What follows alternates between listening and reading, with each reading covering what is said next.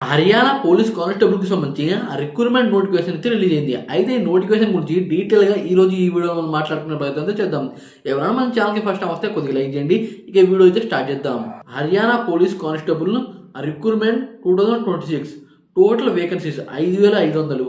Recruiting body HSSC. ఇప్పుడు మనం notification overview గురించి మాట్లాడుకుందాం. రిక్రూటింగ్ అథారిటీ హెచ్ఎస్ఎస్సి అంటే Haryana staff selection commission. Department Haryana police. అలాగే పోస్ట్ పోలీస్ కానిస్టేబుల్. అలాగే అప్లై ఆన్లైన్లోనే అప్లై చేసుకోవచ్చు.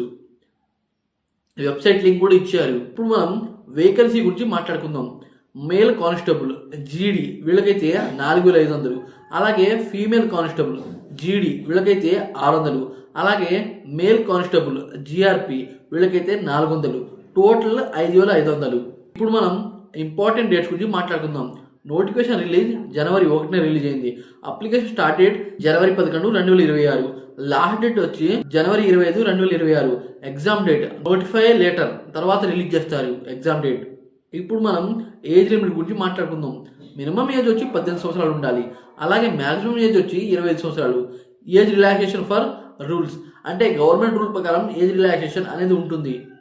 ఇప్పుడు మనం అప్లికేషన్ ఫీ గురించి మాట్లాడుకుందాం. అప్లికేషన్ ఫీ నిల్ లేదు. ఆల్ కేటగిరీ వాళ్ళకి ఫ్రీగానే అప్లై చేసుకోవచ్చు. ఇప్పుడు మనం క్వాలిఫికేషన్ గురించి మాట్లాడుకుందాం. 10th or 12th pass. Recognise board అంటే ప్రభుత్వ సర్టిఫికేట్ ఉండాలి. అలాగే Hindi or Sanskrit up to matrics. Hindi లేదా సంస్కృత్ వీటిలో నైపుణ్యం ఉండాలి. రెండిట్లో ఒకటి వచ్చినా పర్లేదు. HSC CET qualified.